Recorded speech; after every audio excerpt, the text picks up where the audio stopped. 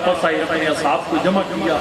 حضرت فرمائے میرے صحابہ میں نے جنت کے 8 دروازے دیکھے.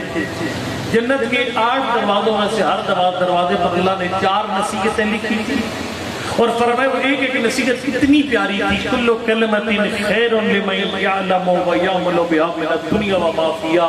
جو کسی ایک بات کو جان کے اس پہ عمل کر لے گا کہ ایک بات اس کے لیے اللہ کی پوری کائنات سے بڑھ کر. یہ غور سے سنیے گا.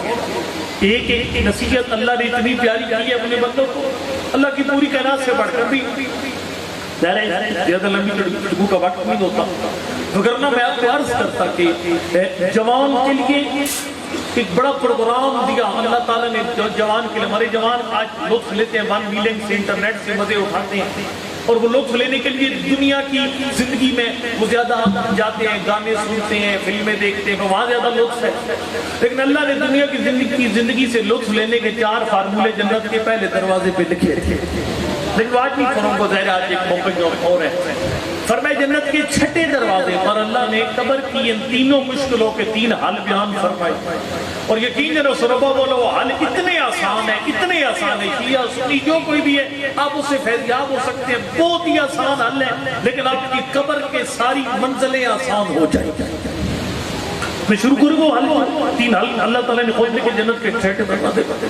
فرمائے جنت کے 6 دروازے پر قبر کی پہلی مشکل قبر کی تنگی کا حل لکھا ہوا تھا. کیا فرمائے من احب ان یکون قبر وسیعا فسیحا فلیبن المساجد. جو چاہتا ہے میری قبر کھلی ہو, ہوادار روشن قبر, کھلی قبر ہو. فرمائے اللہ تعالیٰ نے اپنے کلمے قدرت سے لکھا تھا وہ دنیا سے اٹھنے سے پہلے مسجد بنا کر جائے. بانی مسجد کی قبر کشادہ ہوتی ہے, بانی مسجد کی. اب آپ کہیں گے مولانا صاحب یہ تو مسجد بنانا تو آپ نے کہا آسان بھی تو بڑا مشکل کام ہے. 7, 8, 9, 10 لاکھ میں ایک سادہ سی مسجد تیار ہوتی ہے. اتنے پیسے ہم کہاں سے لائیں؟ اس کے 2 حل پاک پیپر میں بیان فرمائے. 2 حل غریب بندے کے لیے 2 حل خلوات تطہیر میں بیان فرمایا ہے. توجہ میں 2 بیان کروں گا آپ کے ساتھ. یعنی جس کے پاس 8, 10 لاکھ نہیں ہے کہ مسجد بنا سکے وہ بندہ مسجد بنانے کا ثواب بھی لے سکتا ہے, قبر کشادہ بھی کروا سکتا ہے بڑے تھوڑے ریٹ پر. وہ کیا ہے؟ فرمایا من بنا مسجدا ولو کان بمفحص خطاط. امام صادق علیہ السلام نے فرمایا اللہم صلی اللہ محمد و علی محمد. مجھے اللہ نے فرمایا کہ مسجد بنائے گا تو تیری قبر کھلی ہو جائے گی. فرمایا مسجد کتنی بڑی ہو؟ فرمایا جتنا کبوتر اپنا انڈا ڈالنے کے لیے پپوٹے سے جگہ نرم کرتا ہے اتنی مسجد بنا دے قبر کشادہ ہوتا ہے. اب آپ حیران ہوں گے اتنی چھوٹی مسجد بھی کوئی ہوتی ہے. مولانا صاحب بھی تشریف فرمائے مدرس ہے اور یہ شرح علوم جب پڑھاتے ہیں اپنے بچوں کو تو اس میں اس روایت کے ذیل میں کہ ثانی رحمۃ اللہ علیہ نے فرمایا اتنی چھوٹی مسجد کوئی نہیں ہوتی, اتنی چھوٹی جس میں کبوتر اپنا انڈا رکھے. انہوں نے فرمایا اس میں معصوم فرمانا یہ چاہتے ہیں تو مسجد کے بنانے میں حسب توفیق تھوڑا سا حصہ ڈال دے, تیرا نام مسجد کی بانیوں کی صاف ہے. ایک اینٹ دے دے, 10 روپے دے دے, مٹھی بھر کے ریت دے دے, تیرا نام مسجد کے بانیوں کی صف میں آ جائے گا. مسجد کے بانیوں کی صف میں آ جائے گا.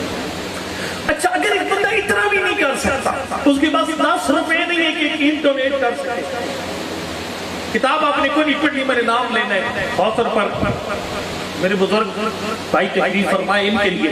مستدرک المسائل کی جلد نمبر 5 پاک پیغمبر کی بارگاہ میں لوگ آئے تھے شکایت لے کر اللہ کا بھی.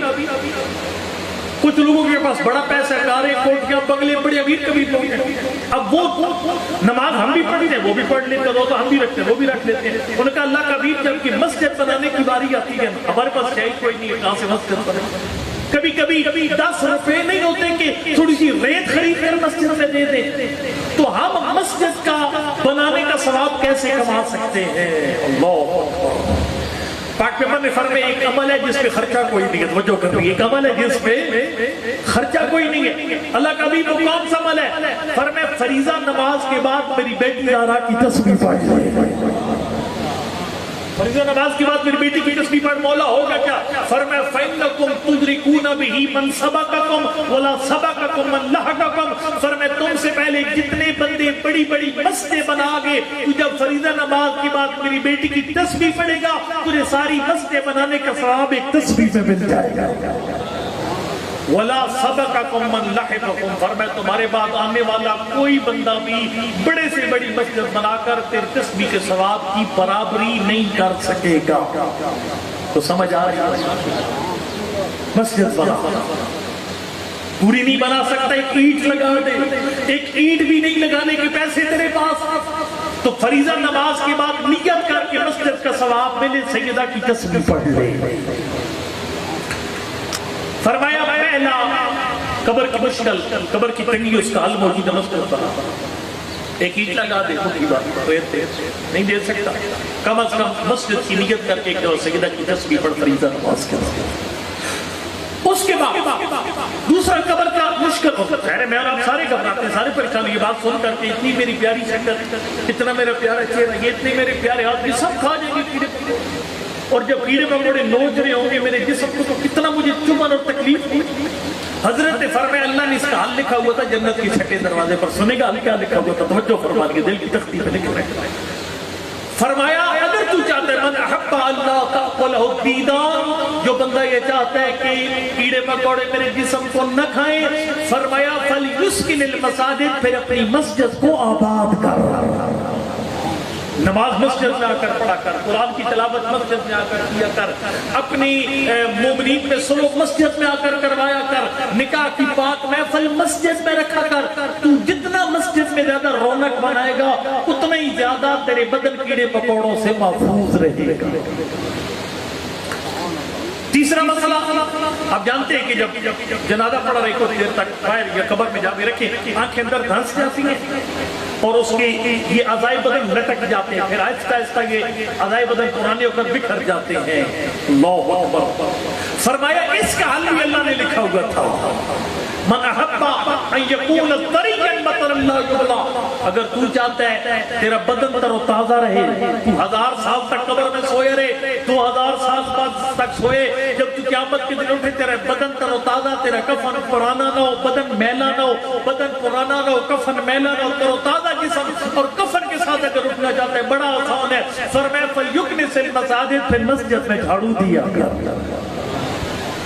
اور مسجد میں جھاڑو دینا یہ بہت بڑی عظمت ہے، یہ بہت بڑی سعادت ہے مسجد میں جھاڑو دینا۔ یہ بولے صاحب شیعہ سنی بھائی سارے مانتے ہیں کہ بال سے باری کے تلوار سے تیز ہے، اور اوپر پورے سرات نیچے جہنم کی آگ ہے، اور اس میں بندے جب گزریں گے تو کئی بندے جھلس جائیں گے پورے سرات سے گزرتے گزرتے۔ البتہ حضرت ابوبکر صدیق رضی اللہ تعالیٰ عنہ انہوں نے فرمایا ہے کہ پل صراط سے گزرنے کا رسید کون دے گا، یہ خود انہوں نے بیان فرمایا۔ انہوں نے فرمایا کہ میں نے پاک پیپر کو فرماتی ہوں، انہوں نے پل صراط سے گزرنے میں کامیاب وہی ہوگا جس کے ہاتھ میں اپنے ابی طالب کی رسید ہو۔